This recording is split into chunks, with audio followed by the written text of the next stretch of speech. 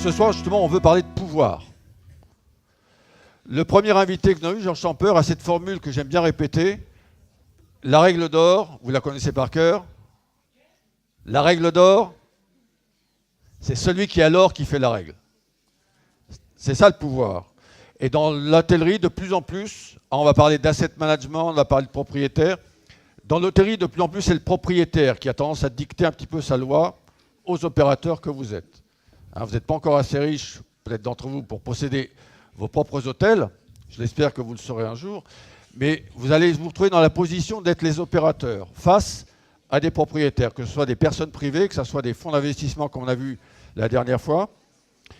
Et ce thème, je vais vous le résumer par une formule un petit peu choc. Hein. Mon propriétaire, mon ami, parfois mon frère, souvent ma galère. Et pour en parler ce soir, hein, un expert en la matière, je vais parler de Jean-Gabriel Pérez, qui dirige aujourd'hui sa propre société de consulting dans le luxe. Mais hier encore, il était le patron de Kerzner International. Hein, Kerzner, c'est One and Only, c'est Atlantis. Et il y a encore quelques années aussi, et pour beaucoup plus longtemps, il a été le patron de la chaîne Movenpick. Et encore avant, on le verra, de Méridien.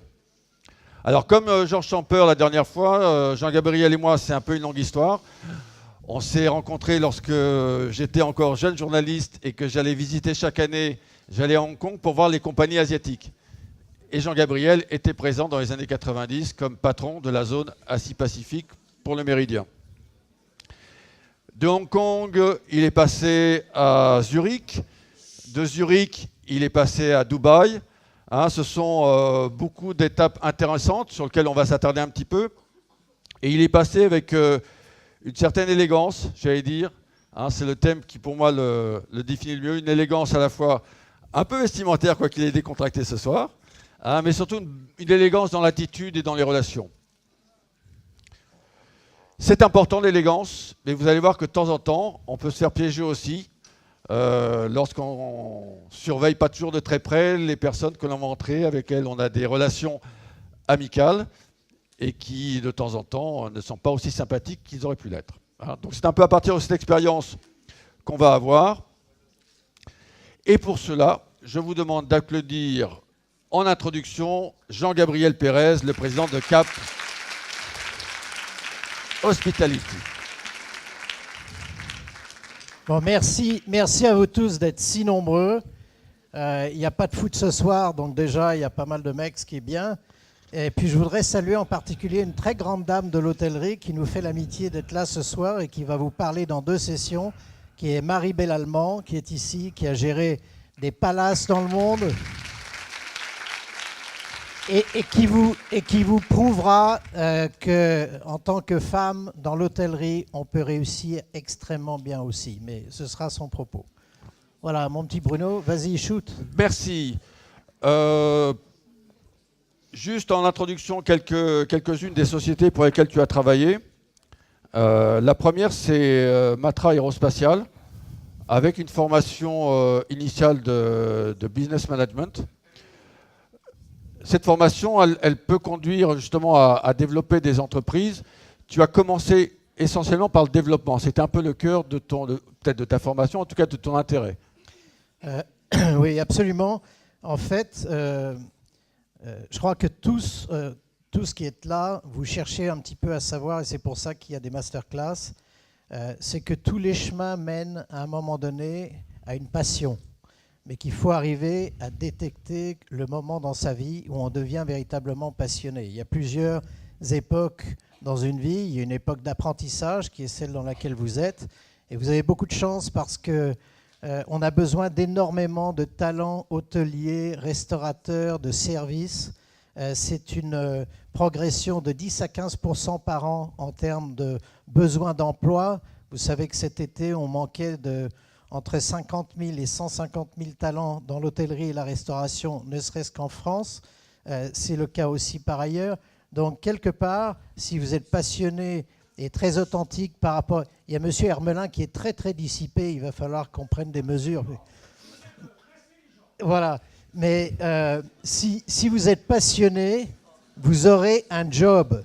Donc, vous avez le bonheur de travailler dans un domaine des services où, quoi qu'il arrive, a priori, si vous étudiez bien et si vous prenez les bons stages aussi dans les bonnes sociétés, les chances que vous ayez un beau job par la suite sont assurées. Ce n'est pas le cas de tous les métiers, et donc déjà, vous êtes en très bonne posture. Alors on va essayer Alors à travers pourquoi Matra? Parce que voilà. je sortais d'une école de commerce qui me donnait la chance à cette époque d'avoir à peu près 10 offres pour un étudiant, ce qui n'est plus le cas aujourd'hui. Et je suis conscient à quel point on a vécu un âge d'or dans les années 80 à ce moment-là. Je suis devenu officier de marine pendant 2 ans parce que j'adorais naviguer. Et puis la société Matra Lagardère, j'avais une passion pour Lagardère.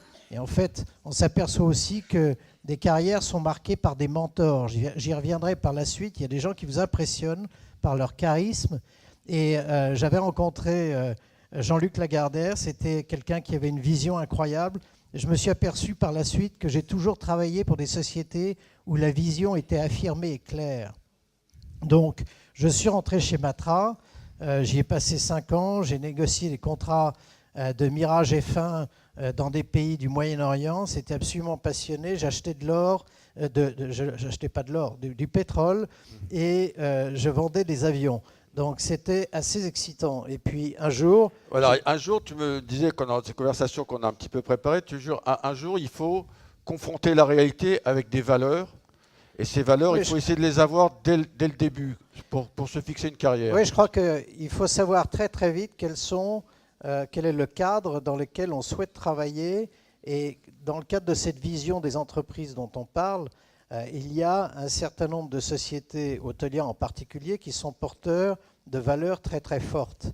Et j'étais à la fois, quand on m'a appelé, et c'était en l'occurrence le numéro 2 d'accord, maintenant, enfin récemment, mais à ce moment-là, le numéro 3 de Méridien, qui venait d'Airbus et auquel je m'étais confronté dans ma vie aéronautique, qui m'a dit « Jean-Gab, il paraît que vous faites un bon boulot chez Lagardère, pourquoi est-ce que vous ne venez pas travailler avec moi chez Méridien ?» Je ne connaissais rien à l'hôtellerie, j'avais aucune idée de ce que c'est que l'hôtellerie, mais je savais comment développer des affaires. Est-ce que ça veut dire que dès le début de ta carrière, parce que tu étais encore jeune, je crois pas tout à fait 30 ans, est-ce que ça fait partie des choses que tu recommanderais aux jeunes maintenant, d'observer dans l'entreprise où ils sont, s'il y a justement cette figure un peu emblématique ou celle qui va devenir peut-être emblématique, et de s'associer à lui et être capable à un moment donné de le suivre? Oui, ça c'est très important. Il faut, en fait, dans votre vie actuelle d'étudiant,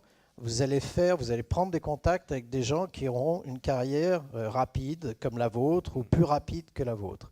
Il faut profiter de leur aspiration. C'est-à-dire que vous avez une chance incroyable d'être confronté à des promotions diverses et variées. Il y en a certains d'entre vous qui sortiront de l'école plus vite que d'autres et ils auront à certains moments des jobs à vous proposer. Et il faut compter absolument sur la qualité du réseau d'alumni du CMH parce que c'est très très important et c'est quelque chose qui va vous aider par la suite.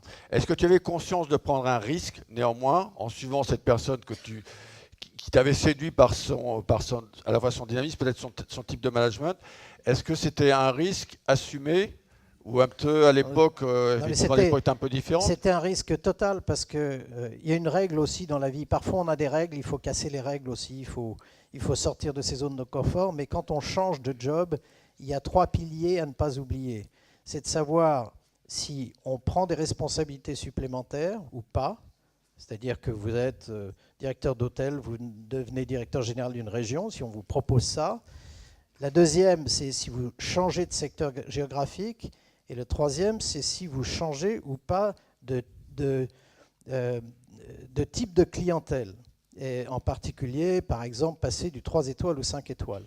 Et il y a une règle importante qui est qu'il ne faut pas prendre 3 risques à la fois. C'est-à-dire changer de type de responsabilité, changer de type de marché et également de type de clientèle. Et là, en l'occurrence, moi je vendais des avions, je travaillais beaucoup au Moyen-Orient, on me demandait de partir en Afrique, Et j'allais dans un marché que je ne connaissais pas du tout, qui était le marché des services et de l'hôtellerie. Donc je prenais un risque complètement dingue, mais en même temps, je l'assumais et je me suis aperçu que par miracle, ça a marché. Alors, on va dater cela. 1985, départ de Paris, arrivée à Hong Kong. Ouais. C'est un choc culturel. Ah, totalement, parce que en France, on a des diplômes, on a des certitudes, on a des copains. En Asie, personne ne sait quel est le diplôme que vous avez fait. Vous avez tout à réinventer. Vous devez vous réinventer vous-même. Et c'était une époque où l'Asie était déjà totalement booming. Mais en même temps, moi, j'étais parti pour développer Méridien. On avait un seul Méridien sur place. C'était une franchise, c'était même pas une gestion. C'était un hôtel d'aéroport, donc pas très sexy. Et il a fallu, en fait, j'ai compris la nécessité de constituer une équipe. Très rapidement, avec cette équipe, on a décidé d'abord de décentraliser la société. Alors, avant de parler un important. petit peu de développement, moi, Ouais. je voudrais juste parler de cette notion, deux notions importantes. Partez à l'étranger si vous en avez la Voilà, possibilité. l'expatriation. Est-ce qu'on a le sentiment que pendant une certaine période, les jeunes avaient un petit peu peur de s'expatrier? Je me souviens d'un directeur d'hôtel qui proposait un job vraiment en or, justement, je crois que c'était à Singapour. Il interrogeait des jeunes pour les faire venir comme jeunes Français participer à cette aventure de la création d'un hôtel. Il me disait, la première chose qu'il me demande, est-ce que j'aurai une protection sociale de la sécurité française et ma retraite à 22 ans? Il dit, il y avait cette crainte, cette peur qui il me semble qu'elle a un petit peu disparu. Mais cette aventure de l'expatriation, c'est formidable. Ben, c'est génial. J'aurais jamais pu faire ce que j'ai fait. En expatriation, à 29 ans, j'étais responsable de 7 hôtels. Je n'étais pas hôtelier. Donc, personne ne peut imaginer avoir une carrière aussi rapide si on ne part pas à l'étranger, si on ne sort pas de sa zone de confort. Mais il faut se sentir aussi confortable par rapport à ça. Il y a certains d'entre vous qui assument ne pas vouloir forcément prendre de risques et d'autres qui recherchent effectivement à se mettre un peu en danger. Moi, j'étais du genre à me mettre en danger et je ne l'ai jamais regretté. Alors parlons un petit peu d'Hong Kong. Moi, c'est une de mes villes favorites. Moi aussi. Il y a une énergie fabuleuse quand on est sur place. Alors ça, c'est la vitrine. C'est la vue du port depuis l'autre côté. C'est la vue sur ce qu'on appelle centrale, l'île principale de Hong Kong, vue de Kowloon, qui est de l'autre côté. Et c'est ce qu'on appelle le Million Dollar View. C'est les bâtiments les plus extraordinaires les uns que les autres. Et à Noël, c'est fantastique, c'est quasiment un feu d'artifice permanent. Il y a une énergie dans cette ville extraordinaire. Quand on arrive comme, j'allais dire, jeune occidental, à quoi on est confronté? Il y a une méfiance, si vous prenez ça, ils vous regardent un petit regard amusé. D'abord, ce qu'il faut faire, c'est... j'arrivais pour Méridien, et personne ne connaissait Méridien véritablement en Asie. C'était à l'époque la filiale d'Air France. C'était toujours une filiale d'Air France, et il fallait faire comprendre aux partenaires asiatiques potentiels qu'est-ce que c'était qu'un Méridien et en quoi, en tant que marque, c'était une marque de choix par rapport à d'autres grandes marques asiatiques. Il ne faut pas oublier une chose, c'est que l'Asie a été le porteur d'hôtellerie de luxe le plus extraordinaire qu'on puisse imaginer. Les services que vous pouviez avoir au Mandarin oriental, au Peninsula, qui sont encore aujourd'hui des légendes de l'hôtellerie, et je vous engage une chose, c'est que si Peninsula, vous avez... qui est sans doute le plus bel hôtel du monde, un des plus beaux hôtels du monde. C'est l'un des plus beaux hôtels du monde. On se battait, on côtoyait des gens qui voulaient développer Peninsula, Mandarin, Marriott se développait beaucoup, Shangri-La était en pleine expansion à l'époque avec des fonds et des investisseurs derrière qui étaient très puissants. Nous, on était filiale d'Air France qui n'avait pas d'argent, on n'avait pas d'argent non plus. Qu'est-ce que tu as appris est-ce que tu as appris à discuter? Est-ce qu'ils t'acceptaient en faisant partie de la communauté hôtelière basée puisque tu es responsable de l'Asie-Pacifique, la plupart des sièges d'Asie-Pacifique sont à Hong Kong pour les chaînes hôtelières. Est-ce que tu discutais avec tes confrères, tes collègues? Comment ça se passait? Mes pères, ils avaient, les gens qui géraient des chaînes hôtelières avaient 50 ans. Moi, j'en avais 29.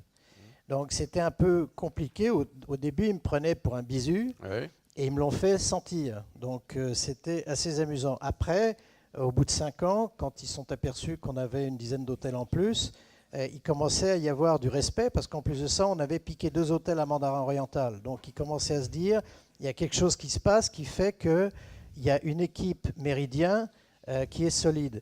Et en fait, je me suis rendu compte d'une chose, c'est que, et ça retenez-le parce que c'est important et vous serez confronté à ça à un moment de votre vie. Chez Méridien, on a créé une équipe de gens qui étaient, c'était un commando, parce que moi j'étais trop jeune pour me considérer général en chef, ce qui arrive souvent dans l'hôtellerie, dans d'autres institutions, mais on était un véritable commando, et ce commando, je l'ai gardé tout au long de ma carrière. C'est-à-dire que quand j'ai quitté Méridien, il y a 26 cadres de Méridien qui sont partis chez Mövenpick après avec moi, ou qui m'ont rejoint. C'est-à-dire que toi, tu as suivi quelqu'un qui t'avait un petit peu impressionné ou séduit par sa façon de travailler, par son ambition de développement. Et la première chose que tu as fait, c'est essayer de reconstituer un peu ce même état d'esprit pour une équipe peut-être plus jeune, mais à qui tu allais former justement un peu cette famille. Oui, ça s'est fait naturellement, si tu veux. Ça s'est fait naturellement. Et c'est important, ce réseau vous créez autour de vous, qui vous accompagne, peut vous accompagner toute votre vie. C'est-à-dire qu'il est très important de travailler avec des collaborateurs de façon très ouverte et encore une fois, d'être le moins hiérarchique possible dans votre façon de travailler. Il y a toujours eu une seule strate entre un directeur général d'hôtel et le président de la boîte que j'étais. Et j'ai toujours gardé ça toute ma vie. Ne garder qu'une strate pour être en contact direct avec le client et avec les opérations. Et je vous engage à faire ça. Et surtout, si vous êtes dans des positions de responsabilité par la suite, gardez, vous verrez que si vous travaillez bien avec vos collègues, ils vont vous suivre et vous allez les suivre toute votre vie. Chez Mövenpick, je les avais toujours, c'était les anciens de Méridien. Est-ce qu'on peut parler de façon un petit peu pratique, comment on prépare son expatriation quand on décide de s'installer dans un pays pour un certain temps?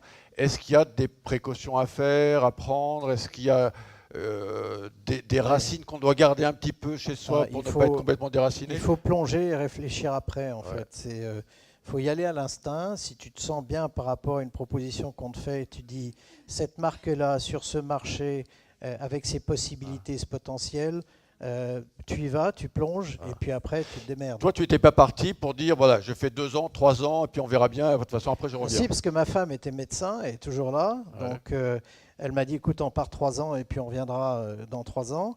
Et j'ai eu la chance d'avoir une femme qui a su se réinventer aussi. Elle t'a accompagné? Elle m'a accompagné. On a vécu 13 ans là-bas et pas 3 ans.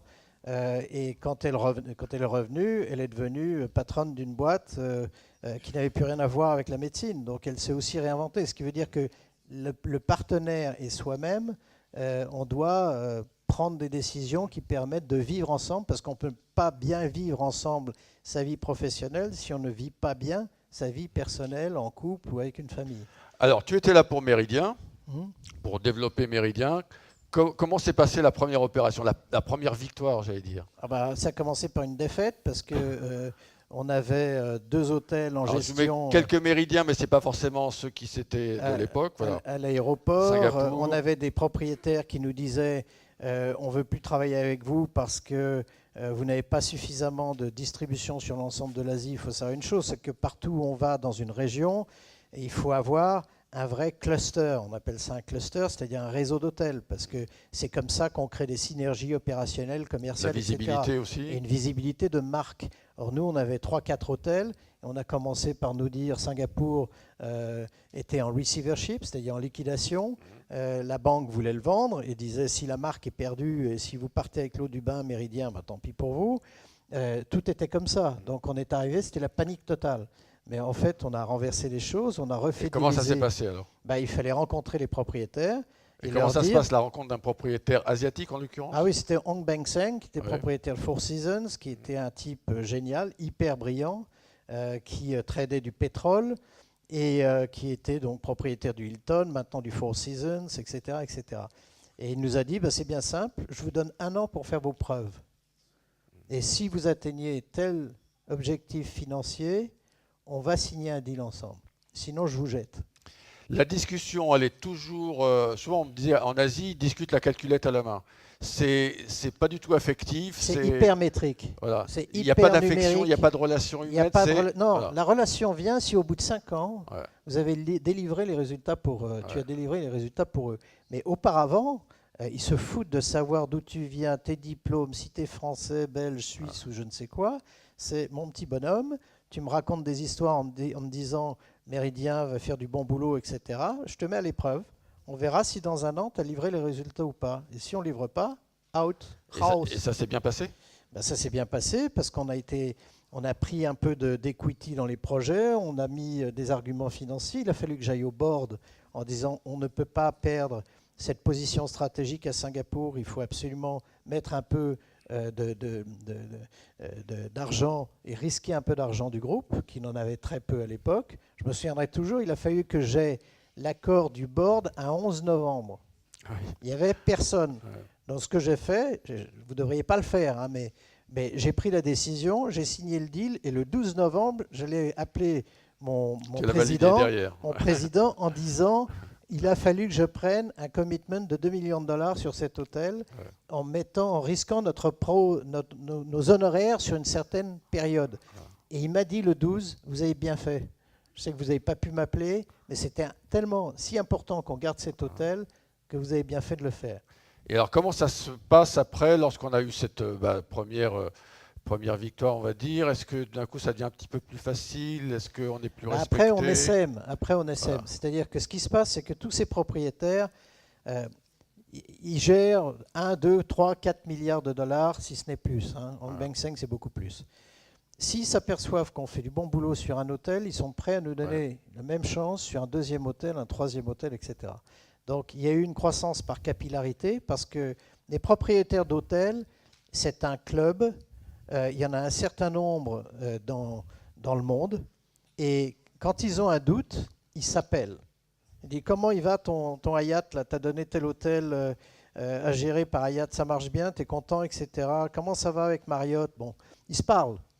Donc, soit on arrive à entretenir une relation qui est une relation amicale, mais en même temps très, très métrique et numérique, et en livrant les résultats avec les propriétaires. Et à ce moment-là, ils nous recommandent, parce qu'on n'était pas les plus importants en termes de marque. Alors, et jusqu'où ils sont interventionnistes, j'allais dire, en Asie, on m'a dit, je ne sais pas, c'est peut-être aussi valable aussi pour le Moyen-Orient, lorsqu'on développe un hôtel avec un propriétaire de cette stature, il y a le ego factor.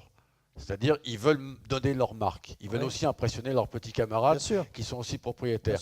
Comment on arrive à gérer le fait que toi, tu as géré un hôtel qui doit produire des résultats, donc qui doit avoir une certaine structure, un certain équilibre, et ne pas céder à la tentation ou à l'obligation de rajouter du marbre partout, de la dorure sur les ascenseurs, 3 restaurants alors que 2, ça suffirait. On arrive à résister à ça ou il faut en passer par le ego factor? Mais non, mais ça dépend quel type de contrat tu as avec eux. Ouais. Si tu as des contrats où tu t'engages d'une certaine façon sur les résultats, tu peux dire au propriétaire, attendez, je dois passer par un certain chenal et ce n'est pas vous qui allez tenir la barre. Ouais. Si on est en contrat de gestion pure, sans exposition financière de l'opérateur, et que le propriétaire veut créer un restaurant un petit peu étrange, sous-marin ou etc., on peut toujours l'écouter en lui conseillant d'être raisonnable. Ce qui est important, c'est d'entretenir une relation très franche avec lui, parce qu'il y a une chose qu'ils exècrent, c'est quand on est obedient, c'est-à-dire on est trop docile en disant oui à tout. Ils aiment bien, ils sont très riches, et ils aiment bien des gens qui ont les arguments et qui leur résistent. Et ne pas céder effectivement à la tentation qui pourrait te reprocher après, dire mais le 3e restaurant, vous me l'avez laissé faire et c'était pas... Oui, tout à fait. Mais il faut tout documenter, hein. Il faut tout écrire, avoir une bonne mémoire. Mais en même temps, il y a une deuxième chose, c'est que soit tu as affaire directement au propriétaire, à l'homme lui-même, et à ce moment-là, il y a un dialogue qui est assez facile parce que soit on est d'accord, soit on n'est pas d'accord, mais il n'y a pas d'intermédiaire. Quand ça devient compliqué quand il y a des asset managers. Parce que les asset managers doivent systématiquement justifier de leurs actions auprès du propriétaire, puisqu'ils sont employés par le propriétaire. Est-ce que vous savez ce que c'est qu'un asset manager? Tout le monde est au courant? C'est quelqu'un qui gère les actifs pour le compte du propriétaire. Donc, C'est celui qui logiquement vient vous emmerder en disant ce mètre carré-là, il ne rapporte pas assez d'argent. Voilà. Ce mètre carré-là, vous en faites autre chose. Et ce qui se passe, c'est que ces asset managers, très souvent, il y a des grands propriétaires d'actifs dans le monde comme Qatari Diar, comme Temasek Holdings, etc. Ils ont en fait un portefeuille d'hôtels qui vaut 200 millions, 5 milliards, 10 milliards, etc. Et ils comparent parce qu'ils ne mettent pas tous leurs œufs dans le même panier. Donc ils ont 4 Hyatt, 6 Marriott, 5 Intercontinental, et systématiquement ils benchmarkent les hôtels. Et donc ils vont vous voir en disant « Oui, mais attendez, vous faites ça, mais j'ai l'autre opérateur qui me coûte un peu plus cher que vous, mais qui délivre 3 fois plus d'EBITDA que vous. » Donc vous m'expliquez pourquoi. Donc le benchmarking, surtout maintenant, dans votre génération, de ma génération, c'était un peu moins le cas parce que c'était moins métrique et numérique que maintenant. Mais vous, il faut, quand vous parlez avec des asset managers, si vous êtes dans le développement, vous verrez qu'ils savent tout sur vos hôtels. Ils connaissent les performances du CompSet. Le CompSet, c'est le Competitive Set, c'est-à-dire tous les hôtels qui sont dans la même gamme tarifaire que vous. Et ils vous comparent en termes de performance, d'EBITDA, d'RGI, etc. Donc, continuez de vous imprégner de cela parce que c'est le langage d'aujourd'hui. Le langage d'aujourd'hui, c'est plus la parlotte, même les histoires de marbre, etc. Ça, c'est important, mais c'est pas aussi important. Ils veulent de la performance, ils veulent de la bottom line, et c'est ça qui compte en fin de compte. Alors, j'ai promis de m'arrêter à peu près tous les quarts d'heure, j'ai déjà dépassé le temps. Est-ce que vous avez une intervention sur Hong Kong, sur l'expatriation, sur votre première expérience? Peut-être que vous avez vécu à l'étranger? Vous êtes timide, hein? Voilà. Allez-y. Non? Bon, préparez vos questions. Hein. Enfin, laissez-les mûrir. Ce que je veux dire, c'est que laissez-les aller surtout. Ce que je veux dire, c'est que l'Asie, c'était vraiment l'Eldorado à l'époque où j'avais 30 ans. Ça l'est encore aujourd'hui, c'est plus compliqué. La Chine s'est beaucoup ouverte depuis, et c'est moins facile éventuellement de vivre en Chine que de vivre à Hong Kong ou à Singapour, mais il y a des tas de gens qui y vont. Et aujourd'hui, ce qu'il faut voir aussi, c'est qu'il y a d'autres endroits dans le monde qui sont des terres d'avenir, dont l'Afrique. Et si on vous propose des possibilités d'aller en Afrique, que ce soit en nord de l'Afrique, comme Maribé l'a fait, ou dans le sud de l'Afrique, il y a des tas d'opportunités intéressantes dans ces endroits-là. Le Moyen-Orient, c'est plus difficile pour un certain nombre de raisons. J'y ai travaillé, c'est plus compliqué, mais il y a des possibilités de vivre dans des bases régionales africaines avec des très beaux hôtels, et c'est très intéressant. On va rester un petit moment à Hong Kong. 1996, une autre date. Tu restes à Hong Kong, mais tu changes complètement d'activité. Comment ça s'est produit? Ça s'est produit d'une façon très simple. C'est que ça faisait 3 fois que Méridien était vendu. La première fois, c'était à Roccoforte. La deuxième fois, c'était un fonds d'investissement. Et la troisième fois, c'était à Starwood. Et en fait, j'avais été l'artisan de la décentralisation de Méridien. C'est-à-dire que j'avais convaincu le PDG de l'époque, pas mal d'années avant, qu'on ne pouvait pas développer une société hôtelière en contrat de gestion sans avoir des bases régionales fortes à proximité à la fois des marchés et des propriétaires. Si vous dites à un propriétaire qui a une crise dans un hôtel, vous n'en faites pas, on va faire venir nos gars du siège de Paris et ils arriveront dans 3 jours, le gars a le temps de fulminer entre-temps. Il faut qu'on soit très très fortement au contact de l'autonomie. Donc, et en plus de ça, des gens qui connaissent les marchés environnants et qui savent parler la langue, etc.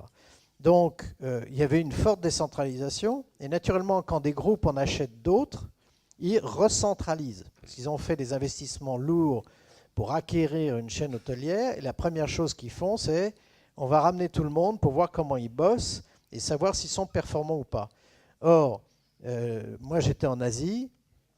Je vais y revenir, mais on a commencé à me dire, en gros, auparavant vous étiez Managing Director Asie, Managing Director Asie avec toutes les responsabilités commerciales, finances, développement, etc., etc.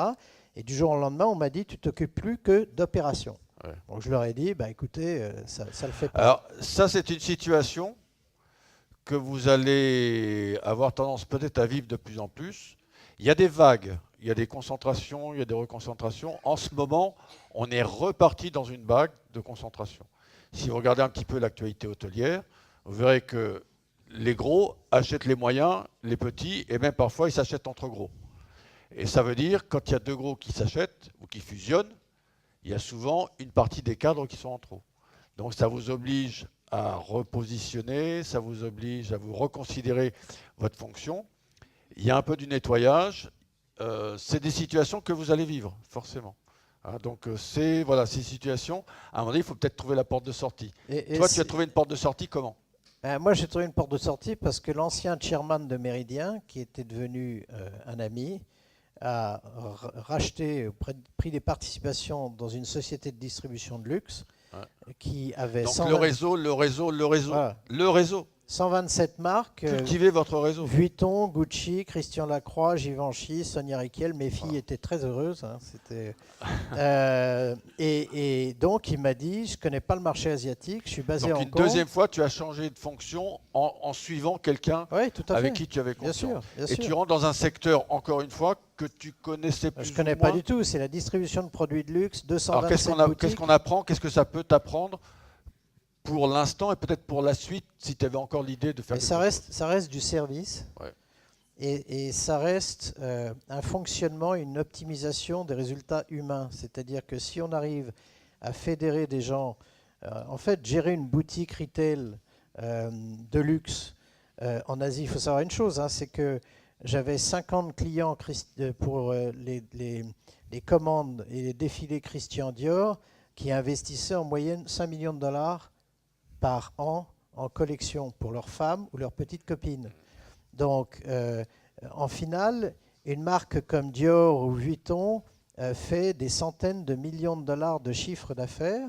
Et donc, comme nous, on avait des boutiques retail, bon, qu'on était arrivé, moi j'ai pris ça quand la crise asiatique venait de frapper. Alors, ça s'appelle le groupe Bluebell. Voilà. Et donc, pendant 3 ans, j'ai aidé le chairman de l'époque, qui est toujours un ami, à restructurer cette société et lui faire de nouveau gagner de l'argent. Donc, j'ai appris à réorganiser des groupes, à couper les marques qui n'avaient pas suffisamment de signification. Et là, j'ai appris une chose très importante, c'est ce qu'on appelle les différenciateurs de marque et les marqueurs d'une marque. Et ça, c'est très important. Pourquoi? Parce que, comme le disait Bruno, aujourd'hui, il y a une consolidation des chaînes et des marques hôtelières et on finit par s'y perdre.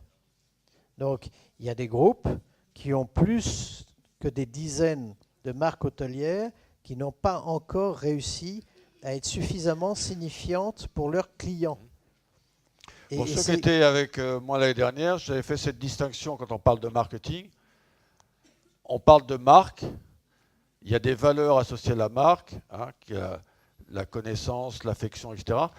La plupart des marques, on dit marques hôtelières, en fait ne sont encore que des enseignes. C'est ça. C'est-à-dire qu'elles n'ont pas cultivé suffisamment la relation un peu affective, la relation de choix que les clients ont naturellement pour des marques de luxe. Totalement. Dans, on va dire, dans le luxe du prêt-à-porter ou le luxe de la bijouterie. Là, on apprend quelque chose de ces marques, le travail qui a été fait sur ces marques. Je crois que ce qui est très important pour vous qui commencez votre carrière professionnelle, c'est de savoir pour qui vous allez vous battre. Vous allez rejoindre une marque, ça durera... Nous, ça durait 13 ans. Moi, j'ai passé 13 ans chez Méridien et 18 ans chez Mövenpick. Donc, je suis probablement une pièce assez rare dans l'hôtellerie parce que j'ai été extrêmement fidèle, parce que j'aimais créer des cultures nouvelles dans des sociétés. Mais aujourd'hui, vous allez passer peut-être 3 ans quelque part, 5 ans dans une autre marque, etc. Posez toujours la question à ces marques que vous risquez de rejoindre. Comment est-ce que vous attirez et vous fidélisez vos clients, vos collaborateurs? Qu'est-ce que la marque signifie? On parle de valeur, encore une fois. Alors, on parle de valeur, mais on parle aussi de marqueurs. On parle de différenciateurs d'expérience. Et si les personnes que vous rencontrez ne sont pas capables de vous magnétiser et de vous aimanter à la marque, c'est dangereux parce que il y aura une difficulté à pouvoir attirer les meilleurs et à les fidéliser à terme. Et ça, c'est très très important, toujours quand vous rejoignez. Je suis sûr que vous allez chez Zara pour des tas de raisons.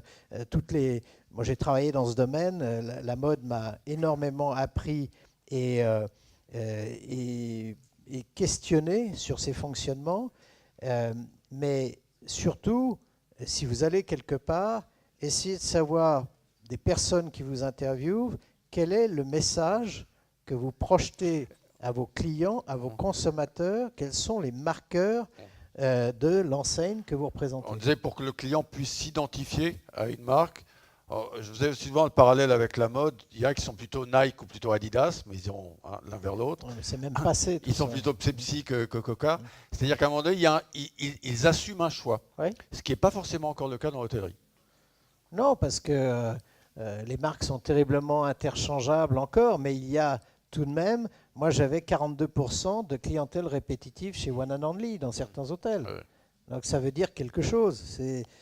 Alors avant d'arriver à cet épisode de ta vie, juste, est-ce que tu recommandes d'un moment donné changer un peu de secteur, d'aller voir ce qui se passe ailleurs? Oui, totalement, absolument. Vous êtes fait pour être des hôteliers. Encore une fois. Peut-être qu'à un moment donné, ça serait bien d'aller voir un petit peu dans le transport aérien, d'aller voir dans un autre secteur. Est-ce qu'il y a des choses à apprendre? Et bien sûr. Break the rules, hein, c'est la règle, c'est de casser les règles justement. Il faut sortir de ces zones de confort, avoir suffisamment de confiance en soi pour savoir qu'on pourra créer un impact. Mais si un de vos potes qui a évolué dans l'horlogerie et qui sort de votre école vous dit à un moment « j'ai besoin de toi » ou on a un poste qui se libère dans tel ou tel domaine, allez-y, sans hésiter. Sans hésiter. Vous apprendrez. Peut-être que ce ne sera pas confortable au début parce que vous n'aurez pas du tout la même... Moi, je me souviens d'un chasseur de tête qui, quand j'ai quitté Lagardère, j'ai rejoint Méridien, il m'a dit « tu es complètement dingue, tu vas te paumer, tu fais une belle carrière là, tu ne donneras rien du tout dans l'hôtellerie. » Bon, tout le monde a le droit de se tromper, mais changer, aller explorer des territoires, que ce soit des territoires géographiques ou des territoires de domaines d'activité qui sont différents des vôtres, absolument.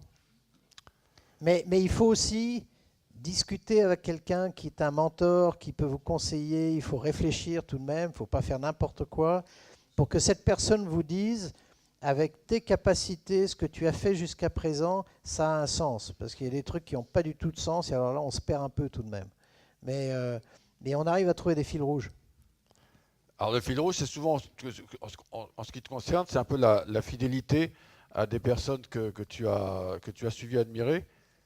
Et pourtant, là, il y a peut-être une autre rupture. 1999, nouveau départ. Ouais, mais c'est un nouveau départ. Pourquoi? Mais un nouveau départ parce que j'ai quelqu'un qui s'appelle Bruno Schöpfer, qui est le numéro 2 du groupe Mandarin Oriental, contre lequel je me suis battu pendant des années et qui vient d'ouvrir un superbe hôtel qui s'appelle Bürgenstock, justement avec des Qataris à Lucerne. Il m'appelle en me disant « Jean-Gab, je viens de prendre la présidence de Mövenpick, on a des cafés, des glaces, des restaurants, quelques hôtels plutôt moyens. Est-ce que ça te dirait de venir t'occuper de l'hôtellerie ?» Et j'ai foncé. C'est quelqu'un contre lequel tu t'étais affronté. Oui, on s'était challengé. C'était pas. Donc il y a une forme de respect dans ce combat. Oui, on s'aimait bien. On s'était bien. Je lui avais piqué ses hôtels, donc il m'aimait bien. Donc là encore, le respect, ça se gagne. Ça se gagne par le travail que l'on fait au sein de son entreprise. Le respect, vous le savez, dans l'hôtellerie, souvent on va chercher ailleurs ou dans une autre groupe la compétence qu'on n'a pas forcément en interne. Donc le respect, ça se gagne aussi par l'attitude qu'on a vis-à-vis de ses partenaires, de ses adversaires. Entre Soyez guillemets. Toujours élégant avec les gens contre lesquels vous vous battez. Toujours, toujours. Et dans une négociation, le plus fort, ce n'est pas celui qui laisse la personne de l'autre côté en sang, avachi par terre avec des nions partout. C'est toujours la personne qui a un moment d'élégance par rapport à cette négociation et qui n'humilie pas son opposant. Il ne faut jamais humilier les gens. Un jour, ça va vous revenir. On m'a souvent dit que dans la distribution, dans les postes de commerciaux, il ne fallait jamais se battre justement en diminuant, en dévalorisant son adversaire parce qu'il il peut arriver que l'année suivante, on travaille pour lui. Totalement. En fait, moi, j'ai passé une partie de ma vie à envoyer des messages de félicitations aux chaînes hôtelières qui me piquaient des projets sur lesquels je me battais, en leur disant « tu as été meilleur que nous, bien joué ». Et bizarrement, ces gens-là, on est toujours resté en profond contact et on travaille encore parfois ensemble parce qu'il y avait un respect et une forme d'élégance. Et en disant chapeau à quelqu'un, bien joué, on a tout à gagner. Alors soyons réalistes, ça paye dans 80-90% des cas où il y a pas mal de coups tordus quand même. Il y a des coups tordus, il y a parfois, je ne vais pas en parler longtemps, mais il y a parfois, il faut faire preuve de discernement. C'est-à-dire que quand on a la chance de vivre une vie professionnelle qui est très fulfilling, comme on dit, c'est-à-dire pleine, il y a des moments où il ne faut pas faire rentrer dans des conseils d'administration des gens qui sont en mesure de pouvoir, et j'en dirai pas plus à ce sujet, mais qui vous promettent, qui vous disent vous êtes génial, t'es mon frère, etc. Méfiez-vous des gens qui vous embrassent sur la bouche. Il y en a, c'est parfois agréable, mais il y en a d'autres, c'est pas forcément des copains. Il faut être élégant et un peu méfiant. Voilà, élégant et méfiant. Alors, on va en Suisse, on va à Zurich, chez Movenpick. Tu l'as expliqué, Movenpick à l'époque. Déjà, c'est un nom imprononçable. Il faut dire ce qui est. On avait tout pour faire un boulot génial parce que c'était une marque de glace qui n'avait pas de légitimité dans l'hôtellerie, avec un nom qui veut dire la mouette qui pique. Parce alors que c'est le fondateur. L'histoire, c'est ce monsieur qui est génial, qui s'appelle Uli Prager et qui était vraiment un grand monsieur de l'hôtellerie, comme Georges Raphaël est un grand monsieur de l'hôtellerie, comme Adrian Zeka l'a été avec Aman Resort, il l'est toujours. Il y a comme ça des grandes figures de l'hôtellerie internationale. Il faut les respecter, Bernd Korengel, etc. Mais ce monsieur, il est parti aux États-Unis un jour et il a été le premier à revenir en Europe en disant pourquoi est-ce que les cuisines des hôtels sont toujours derrière un mur et on cache les chefs. Et il a décidé de créer ce qu'on appelle les open kitchens, qui maintenant est un concept qu'on voit partout. Vous voyez tous les chefs la cuisine spectacle. La cuisine spectacle. Mais c'est lui qui a eu l'idée d'importer ça des États-Unis. Et il avait donc une trentaine d'hôtels qui étaient des hôtels 3 étoiles, 3 étoiles et demie, etc. Et avec un peu d'alchimie, on en a fait un groupe 5 étoiles. Voilà. Alors, tu ne l'as pas rencontré parce qu'il avait vendu l'entreprise à deux copropriétaires, on va dire. Qui se ressemblaient beaucoup. Il y en avait un qui était un baron aristocrate allemand et l'autre qui était un prince saoudien. Donc ils avaient tout en commun. Alors la famille von Fick doit être la 4e fortune mondiale, un peu plus, mais très discrète. Très discrète, oui. Et celui-là, vous le connaissez? Le prince Al-Walid bin Talal. On le voit plus souvent comme ça. Voilà, donc ça... C'était les deux actionnaires de Movenpick. Les deux actionnaires de Movenpick. Et là, il y a une chose aussi. Quand vous rentrez dans une société, plus les gens sont riches, plus les propriétaires sont riches, et moins, a priori, ils veulent investir dans les activités. C'est très amusant.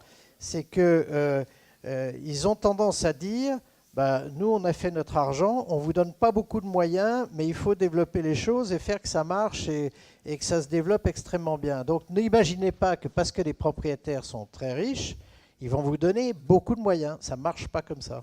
Alors, comment s'est passée la première rencontre, si tu l'as rencontré avec le prince Al-Walid? Le prince Al-Walid, il y avait 40 écrans de télé où il suivait le cours de ses actions. Donc, parfois, il me regardait.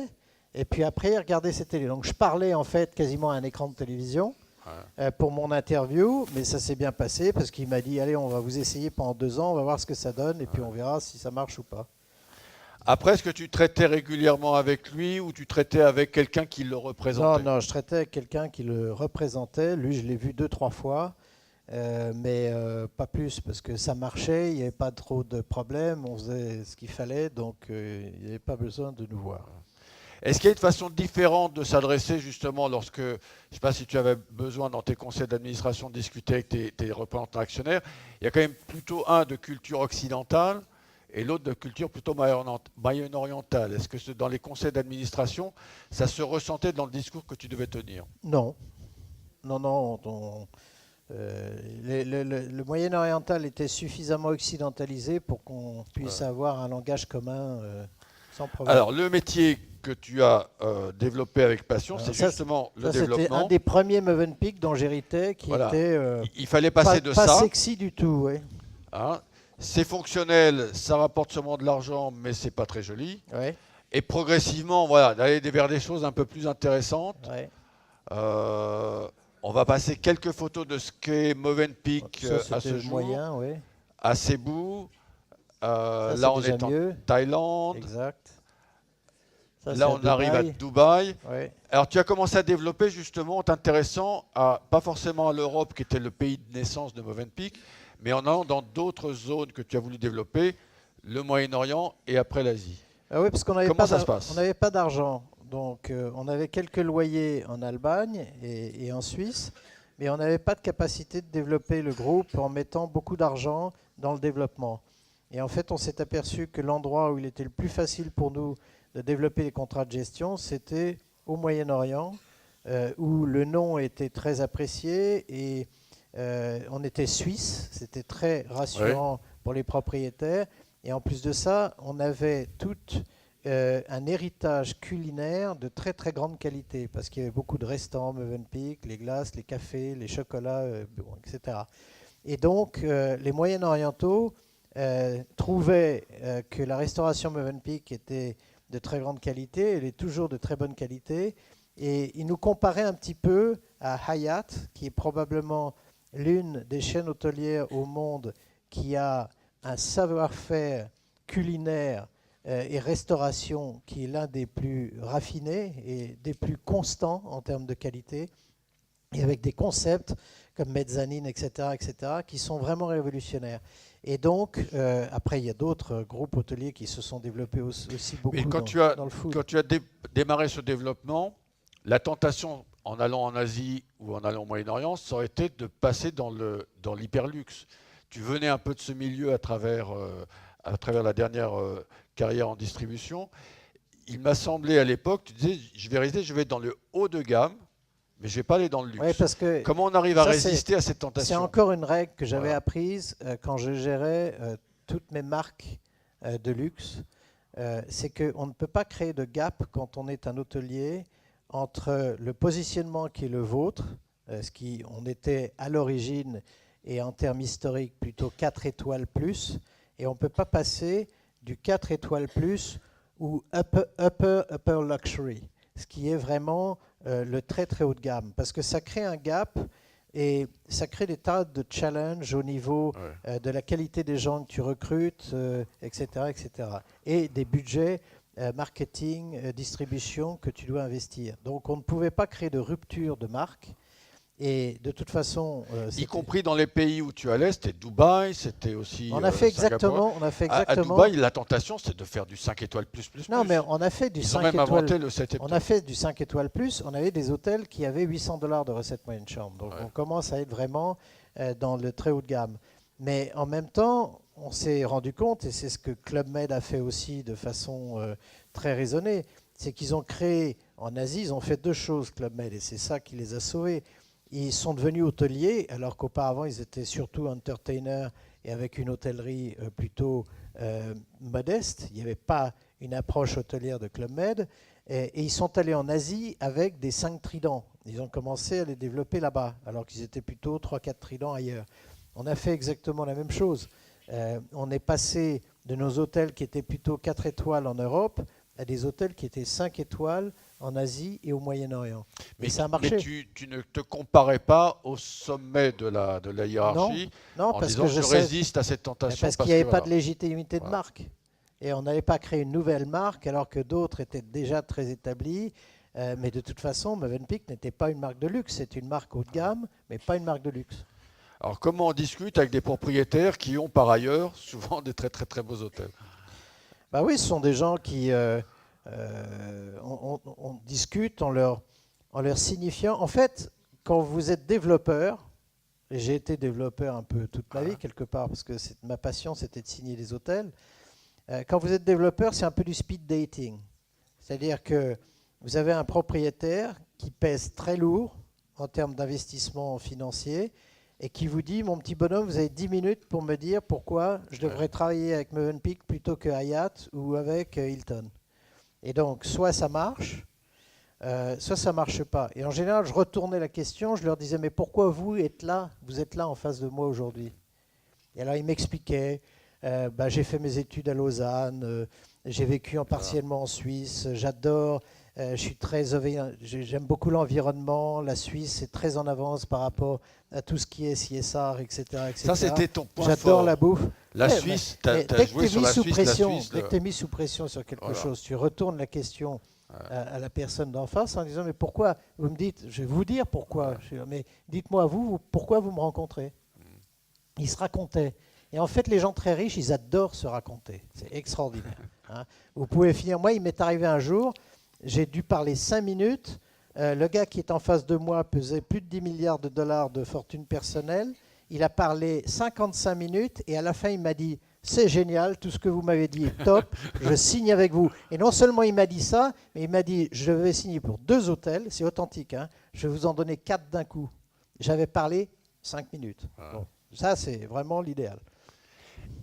On arrive à développer des relations, c'est pour ça que j'ai un peu intitulé ça « Mon ami, mon frère, ma galère ». Alors que des galères, il y en a sûrement, tu nous en parleras. C'était Sultan bin Sulayem. Ouais. Tu arrives à développer des relations presque amicales avec des gens, tu dis, il y a quand même une petite différence, même si tu gagnes très bien ta vie, avec quelqu'un qui a 10 Ça, c'est milliards toi de qui le dis. Moi, je ne gagne plus rien maintenant. Je suis en jubilation. Donc, voilà. Mais comment on arrive à créer ce lien presque amical? Est-ce que ça vient de la confiance? Parce qu'on livre, parce qu'on est un chauffeur-livreur. Voilà. Au départ, il faut... parce que si tu as... La chance, c'est quand tu travailles 18 ans dans une boîte, tu as connu le propriétaire 18 ans avant, très souvent. Et si tu l'as aidé à faire un peu de fortune supplémentaire. Moi, j'ai propriétaires qui m'ont dit, Jean-Gab, mon projet que j'ai développé avec vous, ça a coûté 45 millions de dollars. C'était le Mövenpick d'Istanbul. Aujourd'hui, j'ai une offre pour 164 millions de dollars. Wow. Donc, voilà, on a le droit d'être amis sur cette base-là, parce qu'on a multiplié la valeur de l'actif d'une façon significative. Donc, tu finis par connaître les enfants, tu les conseilles sur des tas de choses, et ça finit par devenir une amitié, oui. Ça se développe comme ça. Est-ce que ça veut dire que ça peut conduire presque à l'erreur, où ils vont te faire confiance sur un mauvais projet parce qu'ils ont confiance dans cette amitié? Est-ce que c'est le danger un peu? Le danger, c'est que tout n'est pas toujours rose et qu'il y a des moments où on se plante. Oui. Et par exemple, le Mövenpick à Paris n'a pas été un succès pour nous parce qu'on avait un propriétaire qui avait aussi 2 intercontinentales et qui voulait donner en fait son 3e hôtel à Intercontinental pour des raisons de synergie. Et on aurait dû probablement réfléchir avant au fait que ce propriétaire qui avait un certain nombre d'actifs, pour le coup, si on était un peu juste, et c'était le moment où Airbnb explosait à Paris, et en plus de ça, il y avait eu un certain nombre d'attentats, et c'est vrai qu'à ce moment-là, on n'a pas atteint exactement les performances qui étaient attendues par eux. Et une autre chaîne a été plus convaincante en disant, écoutez, peut-être qu'on ne fera pas plus en top line, mais au moins au niveau des coûts, on sera meilleur. Donc c'était convaincant. Donc il y a des moments de grande difficulté où, malgré tout ce qu'on a investi, la qualité du support qui existe, eh bien on a des échecs. Et vous verrez, il y a des chaînes hôtelières qui signent 10 hôtels ou 15 hôtels ou 20 hôtels par an, mais qui en perdent 5. Ils en perdent 5 pour 2 raisons. Soit parce que sur ce marché, ils n'ont pas été suffisamment efficaces en termes de support, ou aussi parce qu'il y a des raisons. Aujourd'hui, il faut savoir une chose, c'est que les grandes chaînes hôtelières disposent de fonds importants parce qu'ils doivent croître, et ils vont voir des propriétaires d'hôtels qui sont gérés par d'autres chaînes, et ils leur disent, écoute, voilà, moi je m'appelle Marriott, ou je m'appelle Starwood, ou je ne sais quoi, enfin c'est la même chose maintenant, je te rachète ton contrat, c'est-à-dire on va virer l'opérateur existant, et je rachète leur position dans le contrat. On met ce qu'on appelle du key money. C'est du key money. Voilà, c'est-à-dire qu'on est dans une période, on a beaucoup parlé d'asset light, je ne sais pas si cette notion vous est familière, où pendant très longtemps les groupes hôteliers se défaisaient de leurs actifs pour être uniquement des opérateurs et des franchiseurs, et ils se sont aperçus qu'il y avait peut-être une limite aussi à ce modèle, puisqu'on peut perdre des contrats, et que pour sécuriser les contrats, il fallait un peu mettre de l'argent sur la table, qu'on appelle le key money. C'est-à-dire, je participe, je prends un petit pourcentage, y compris dans l'immeuble, immobilier, pour sécuriser. Donc on revient à ces situations un peu différentes. Exactement. Une question, est-ce qu'on a le droit à l'erreur? Est-ce que c'est accepté par ces propriétaires, le droit à l'erreur? Jusqu'où tu as le droit à l'erreur? Non, mais alors, le droit à l'erreur, on en a beaucoup parlé en France récemment, c'est un droit inaliénable. C'est-à-dire que dans toute société, et aussi en termes de relations avec les propriétaires d'hôtels que nous gérons en tant qu'opérateur hôtelier, il faut accepter, il faut donner à ses collaborateurs le droit à l'erreur, à condition d'une part que l'erreur soit reconnue et qu'elle soit révélée à la direction suffisamment à temps pour qu'un problème ne devienne pas une crise. Mais il est très important d'accepter que des collaborateurs ne savent pas exactement ou se sentent pas bien par rapport à une situation. Il faut créer un climat dans les entreprises que vous gérez qui soit un climat ouvert. La transparence. Avec une transparence et que les gens n'aient pas peur. Moi, je sais une chose, c'est qu'il y a des groupes hôteliers aujourd'hui, et je l'ai vécu, je l'ai vu, où les gens étaient terrorisés. S'ils ne rejoignaient pas des sociétés où c'est la peur qui est un outil de management. Ça ne peut pas exister. Donc, oubliez, si on vous dit, oh oui, bon, on progresse beaucoup, mais alors on a pétoche de se faire virer tous les vendredis soirs, n'y allez pas, c'est pas la peine, pas souffrir. Est-ce que tu as l'exemple d'une erreur que tu aurais commise, y compris dans un développement hôtelier, qui t'a appris quelque chose et qui t'a permis de réussir? Toutes les erreurs que j'ai faites m'ont appris. On a signé un hôtel à un moment à Euro Disney où on pensait qu'on allait faire un malheur parce qu'on avait deux partenaires qui étaient les deuxième et troisième plus puissants tour opérateurs allemands sur la planète. Les gars nous avaient dit piece of cake, nous on va remplir l'hôtel à hauteur des 2/3, toi tu le rempliras à 1/3. Nous on a rempli à 1/3, mais comme eux ne sont pas en contrôle de leur distribution, ils n'ont pas rempli du tout. Donc voilà, on s'est retrouvé avec un taux d'occupation de 50% alors qu'on devait faire 75% pour sortir des bons résultats. Et ça apprend une chose, c'est que... J'allais faire confiance sur les projets garantis à surprendre. Non, mais d'une part, surtout, mais parfois, ce dont je me suis rendu compte, c'est que c'était les deals les plus apparemment faciles qui étaient les plus piégeux. C'est-à-dire que quand quelque chose paraît absolument superbe, que tous les astres sont alignés, que ça a l'air d'avoir du sens, à ce moment-là, il faut vous dire où est le loup que je n'ai pas vu et qui va me bouffer en fin de compte, parce qu'il y a toujours un loup quelque part. Est-ce qu'on peut parler un petit peu de cet hôtel, c'est Petra?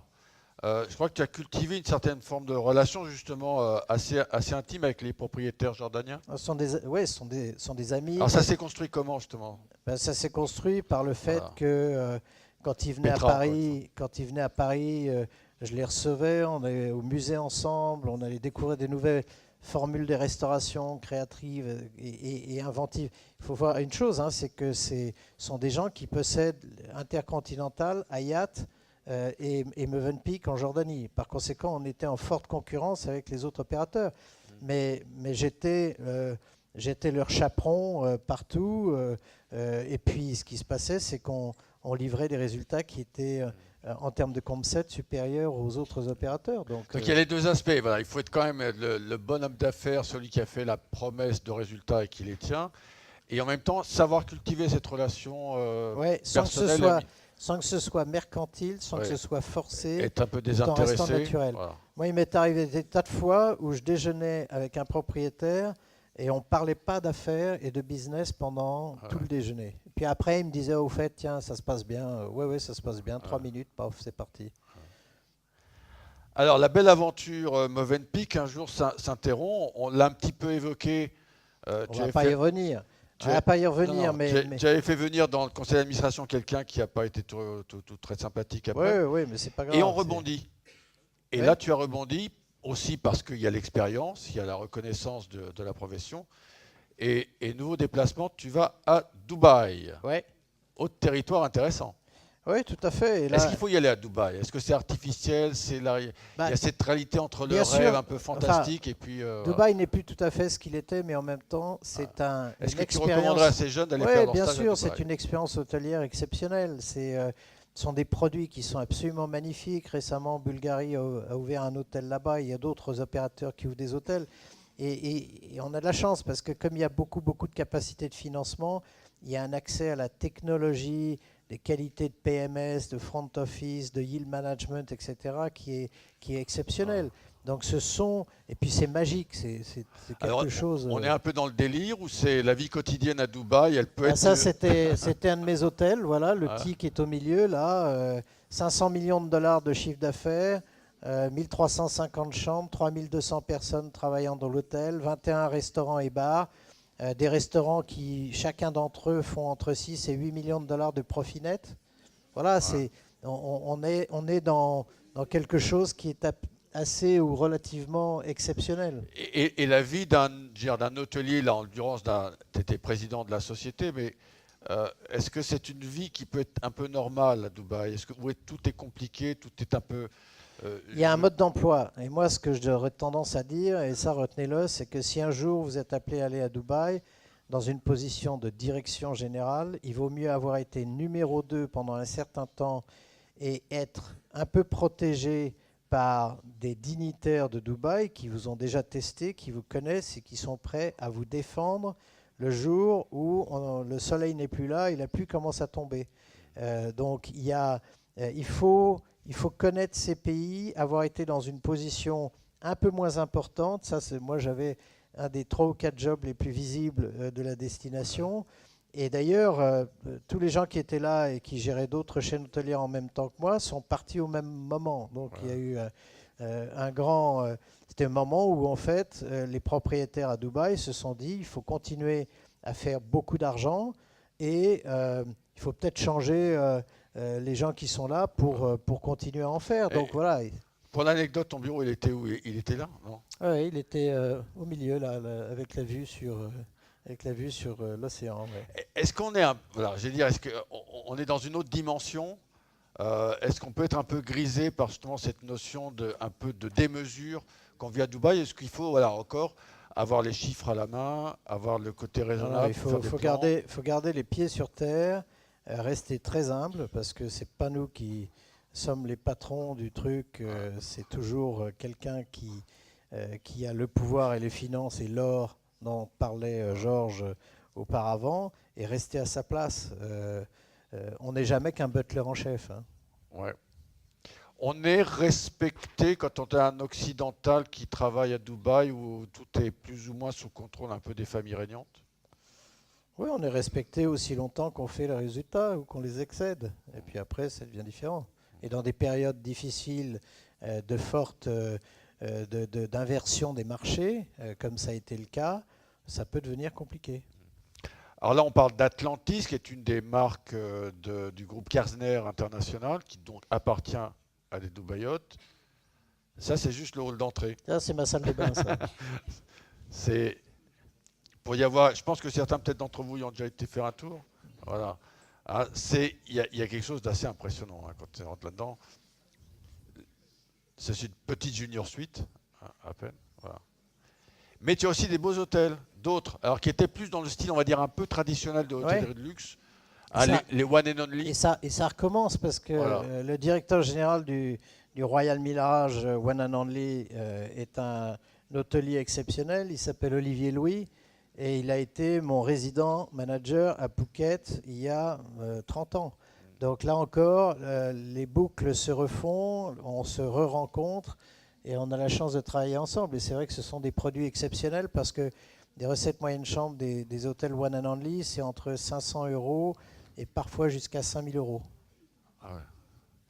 Et là, qu'est-ce que tu as appris de différent ou qu'est-ce que tu as apporté de ton expérience précédente? Puisque là aussi, il fallait développer. C'était encore une petite chaîne, entre guillemets, qui n'a Ouais. pas un nombre considérable d'établissements. Non. Est-ce que là, on travaille sur quelque chose d'un peu différent? C'est-à-dire que sur l'exclusivité, sur la chose un peu rare. Mais ça c'est encore une chose, c'est qu'il faut travailler, il faut savoir si ces groupes, qui sont souvent des groupes familiaux, propriétaires ou propriétés de fonds, très souvent, ils n'ont pas véritablement de vision.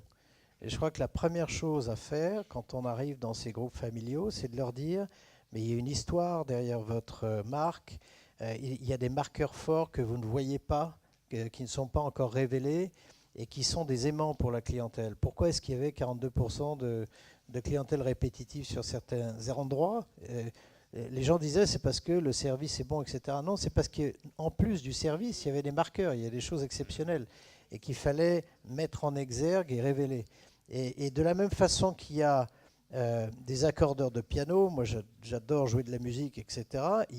Je considère qu'un bon hôtelier est un accordeur d'hôtel. C'est-à-dire qu'un hôtel, sa vie, c'est une mise en scène, c'est théâtral. Les gens qui travaillent dans un hôtel sont des acteurs très authentiques. Et quand ils sont des très bons acteurs, on crée quelque chose d'absolument magique dans un hôtel. Un hôtel, c'est de la musique, c'est de la mise en scène, c'est de la motivation des gens. Et moi, je considère que je suis un accordeur, en fait. Tu es arrivé avec une feuille d'eau, tu as regardé, tu avais un regard un peu extérieur, ils t'ont peut-être été aussi cherchés pour cela. Oui, le regard de l'expérience, tu leur as proposé une feuille de route? Je leur ai proposé une feuille de route et puis je me suis aperçu à un moment qu'avec une marque qui était aussi exceptionnelle que One and Only, qui était une marque de resort de luxe dans le monde, ils avaient décidé à un moment de faire des hôtels urbains de 500 chambres. Et je leur ai dit, là, vous allez casser la marque. Donc il y a des moments où, effectivement, on doit réfléchir à ce qu'on est et ce qu'on peut apporter à une société. Et si on n'est pas totalement en accord avec les plans de développement et les plans de croissance, il faut en tirer les conclusions et dire je vais aller faire d'autres choses qui m'amusent plus.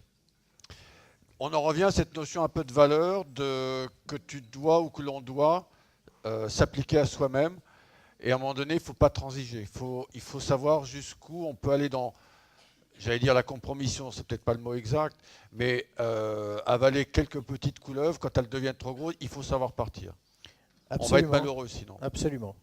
Absolument. Et ça, à n'importe Moi, quel j'ai toujours niveau... été heureux dans tout ce que j'ai fait. Voilà. Donc, j'ai cette chance, mais c'est probablement parce que j'ai toujours été conforme à mes croyances, à mes valeurs et aux valeurs que véhiculaient les sociétés dans lesquelles je travaillais. Et je n'ai jamais compromis ce genre de choses. Voilà. Bonsoir. En fait, moi j'ai une question et c'est Dubaï qui m'a fait penser à ça. Vous parlez de risque, vous parlez de marché ouvert, vous parlez de foncier et vous parlez aussi de milliards. Et moi j'ai une sincère question à poser aux hôteliers et aux gens qui ont des responsabilités. Pourquoi le risque écologique dans l'hôtellerie et notamment l'hôtellerie de luxe ne prend pas ce risque-là et n'essaye pas d'emmener aussi tout un secteur vers en fait la planète qui accueille les personnes et qui nous permet de voyager, qui nous permet de travailler, qui nous permet d'aller à l'hôtel en fait. Donc, ma question. Alors, je vais te laisser répondre, mais honnêtement, l'hôtellerie est peut-être un des secteurs les plus exemplaires en matière de... Rassurez-vous, les hôteliers sont authentiquement, et les chaînes hôtelières sont pour la plupart authentiquement concernés par le risque écologique. Et pas seulement le risque écologique. Nous, on a été le premier opérateur à être Green Globe Certified sur tous les hôtels, compris le siège. C'est une des premières actions que j'ai prises quand j'ai rejoint Méridien. C'est une chaîne suisse. Et les Suisses sont très, très authentiquement et traditionnellement, comme les Scandinaves d'ailleurs, attachés à l'environnement. Et non seulement on a fait ça, mais donc on a décidé de faire tout ce qu'on pouvait pour être totalement conforme en termes d'approche écologique. Mais en plus de ça, on s'est engagé par rapport à tout ce qui est sociétal. C'est-à-dire que j'ai créé une école au Vietnam et au Népal pour former des jeunes Népalais qui étaient des jeunes défavorisés qui étaient dans les rues de Pokhara et de Katmandou. Et on a créé un programme qui s'appelle Shine, qui était un programme d'éducation pour ces jeunes qui avaient 16-17 ans, qui existe toujours aujourd'hui. Ça a été créé en 2009. Et on s'engageait à ce que chacun de mes hôtels, j'avais besoin de 3500 personnes nouvelles par an dans le groupe pour pouvoir ouvrir tous les hôtels. On ouvrait à peu près 10 hôtels par an. Et donc, on formait ces jeunes et ils étaient engagés dans tous mes hôtels du Moyen-Orient. Et là, j'étais très ému parce que hier, j'ai reçu la newsletter de Shine et une de mes jeunes protégées népalaises a été nommée Employee of the Year de l'hôtel Ibn Battuta Gate que vous avez vu tout à l'heure. Donc, totalement, c'est même pas une question.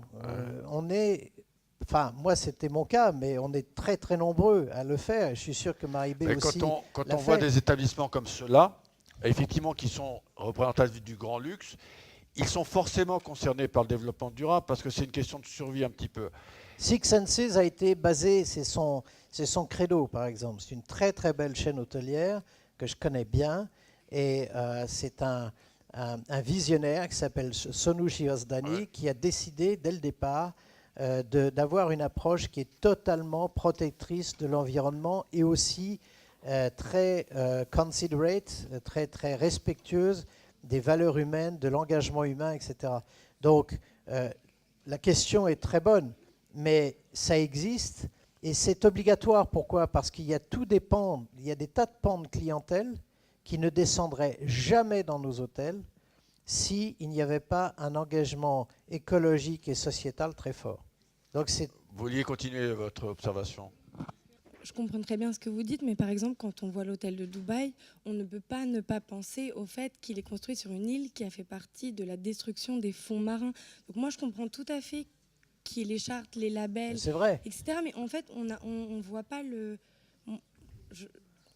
Non, mais c'est vrai. Bon, il existait quand je suis arrivé, donc j'aurais pu arriver et puis dire on rase tout, mais ça aurait fait encore plus de dégâts écologiques.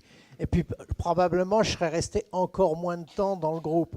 Mais c'est vrai que c'est dérangeant. Mais par ailleurs, ce même hôtel, qui était géré par une légende de l'hôtellerie qui s'appelait Serge Zaloff, qui était un type absolument extraordinaire, qui est malheureusement décédé l'année dernière, lui, Serge, en tant que directeur général de l'hôtel, il était totalement engagé. C'est-à-dire qu'on avait un programme de food recycling, de traitement des eaux, etc., qui était très fort. Et je pense que c'est aussi la raison pour laquelle on est recruté par ces fonds qui ont peu de conscience écologique d'une façon générale. C'est parce qu'ils se disent, mince, on a besoin de gens qui sont authentiquement engagés pour pouvoir mitigate the risk, c'est-à-dire pour pouvoir faire que ce ne soit pas un problème.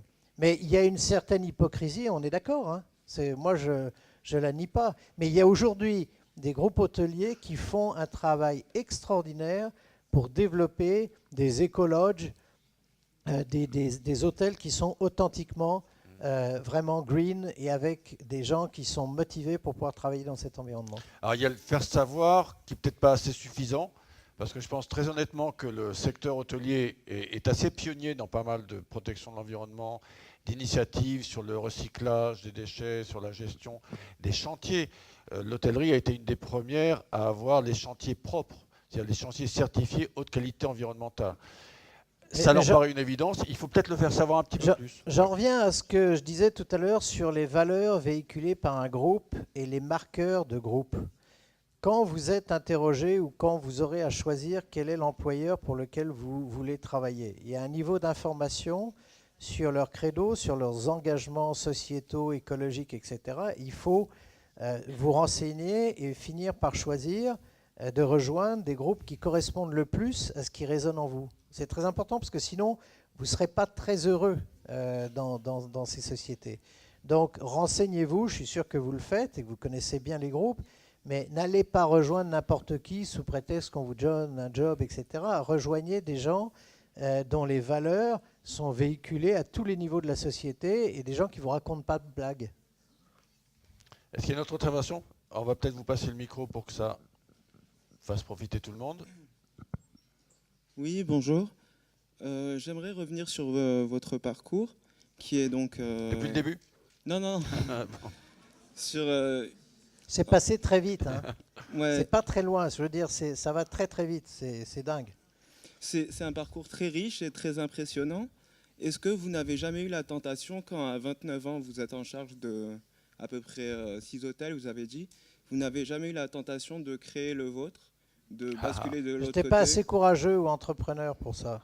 Mais c'est vrai que aujourd'hui je le fais un peu parce que je suis business angel et que j'ai monté un fonds et je regarde la possibilité d'acheter un certain nombre d'hôtels de luxe. Mais à cette époque-là, j'étais tout neuf dans l'hôtellerie, j'avais beaucoup à apprendre et j'ai appris énormément des gens avec lesquels j'ai travaillé. J'ai vraiment énormément appris. Et Après, ça s'est enchaîné très vite et j'ai pas eu cette opportunité. C'est maintenant simplement que j'ai un peu de temps pour la réflexion, pour faire d'autres choses, que je me dis tiens, je vais passer du côté des propriétaires, je vais monter un fonds qui va acheter des hôtels et les développer. Mais voilà, c'est venu un peu tard. Ça aurait pu se passer avant, mais avant, ça allait tellement vite que j'ai pas eu envie de poser le crayon. Voilà, donc c'est la deuxième partie de ma question. Est-ce que ça aurait été faisable pour vous plus tôt, si vous l'aviez vraiment voulu? Je pense qu'il y a certains d'entre vous qui sont des entrepreneurs, c'est dans leur sang, c'est dans ça. leur ADN. C'est un autre métier, je pense. Entrepreneur et gestionnaire sont deux métiers complémentaires. C'est pas forcément les mêmes qualités. Et je dois dire une chose, c'est très étonnant de voir qu'à Paris en particulier, je suis très intéressé de voir ce qui se passe en termes de nouveaux concepts, de boutiques hôtels, de nouvelles technologies. Et je m'aperçois que ce sont très souvent des gens qui ne sont pas hôteliers, qui décident à 25-30 ans de prendre un risque en créant des hôtels et des concepts nouveaux. Il y a des tas de gens comme ça, je pourrais citer les noms, et qui sont emballants, hein, qui sont très courageux. Ils ont un vrai concept, une vraie idée, et c'est aussi... je crois que soit on l'est à 25-30 ans, et on décide d'appuyer sur la gâchette et on fonce sans avoir peur, hein, sans se poser de questions, parce que parfois, c'est rock'n'roll. Mais quand on a passé 40 ans et qu'on commence à gérer des boîtes, des machins, des trucs, c'est trop tard pour faire tout ça. Et puis après, un peu plus tard, quand on a un peu plus de temps, on y réfléchit de nouveau. D'accord. Mais je crois que l'un ne va pas sans l'autre. Un créateur qui n'a que l'idée et que le projet et qui n'est pas soutenu par des vrais professionnels qui connaissent la mécanique, on va dire que c'est les opérations, il a autant de risques et peut-être plus de risques de se casser la figure. Donc c'est vraiment deux métiers complètement complémentaires. Et si les propriétaires font appel à des opérateurs, c'est parce qu'eux, ils ont l'esprit de la gestion peut-être du patrimoine, ils savent très bien faire ça, ils ne sont pas toujours très bons dans les opérations. Donc c'est vraiment deux métiers complémentaires et il est assez rare qu'on ait vu le passage de l'un à l'autre. Assez rare. Mais vous vivez une époque et vous entrez dans la vie professionnelle à une époque extraordinaire parce que l'hôtellerie telle qu'on l'a connue, Marie-Béatrice et moi, c'était une hôtellerie où on était un très bon directeur d'hôtel ou directrice d'hôtel quand on s'occupait bien d'un client du moment où il passait la porte au moment où il quittait la porte. C'était le pendant, c'était l'expérience hôtelière elle-même. Maintenant, il y a énormément de choses qui se passent dans la période de création du désir d'aller dans un hôtel via le digital et dans la période d'addiction qui est après la volonté de revenir. Ces fameux repeat guests dont je parlais tout à l'heure qui créent le cash flow dans les hôtels. C'est le fonds de commerce. Et là, vous avez une période passionnante où il faut continuer d'être à la fois un très bon opérateur pour satisfaire le client et remplir la promesse qui est attendue d'une marque, d'un hôtel, d'une destination, etc. Mais il y a tellement de choses qui se passent avant et après que c'est bouleversant, c'est compliqué, c'est entrepreneurial, c'est vraiment intelligent et ça appartient à votre génération de pouvoir créer ce désir digital et cette addiction qui sont... Les précurseurs de ça, c'était Adrian Zeka avec Aman Resort. Moi, je vivais en Asie à ce moment-là, et il y avait les Aman Addicts. Il y avait des gens qui passaient leur temps à essayer tous les nouveaux Aman Resort, quels qu'ils soient, c'était leur destination. C'était incroyable. Ils n'allaient pas dans un pays pour visiter le pays, ils allaient dans le pays pour voir le nouvel hôtel. Bon, il y a des gens comme ça. Eh bien... ce précurseur et ce génie de l'hôtellerie, il a fait des petits aujourd'hui parce que le désir et l'addiction sont devenus les moteurs de la réussite d'un hôtel. Moi, j'aurais profité de ces 5 dernières minutes qui restent, juste pour rappeler quelques notions importantes que tu as manifestées au cours de cette intervention et cette carrière. Quels enseignements on peut essayer de tirer de ta carrière, et je parle un peu sous ton contrôle. C'est déjà d'avoir des valeurs, de savoir qui on est et ce qu'on veut faire. C'est un peu un des témoignages qu'on a eu tout à l'heure. De savoir repérer dans l'entreprise où on est le personnage intéressant avec qui on a envie de travailler et peut-être de l'accompagner dans sa propre carrière parce qu'il a un petit peu de longueur d'avance.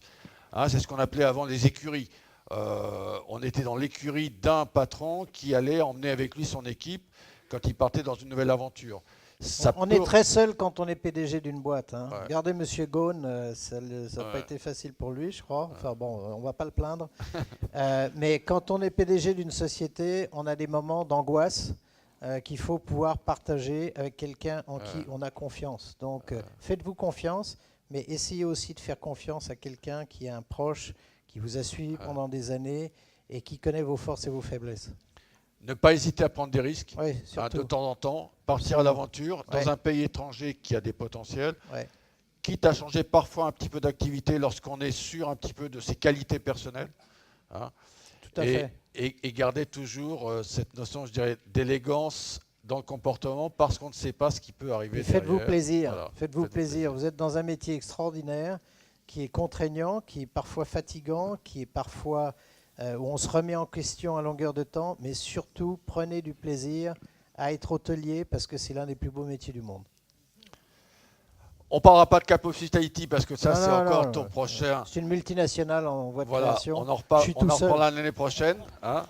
C'est l'activité de consultant. Je voulais remercier vraiment Jean-Gabriel Pérez pour la.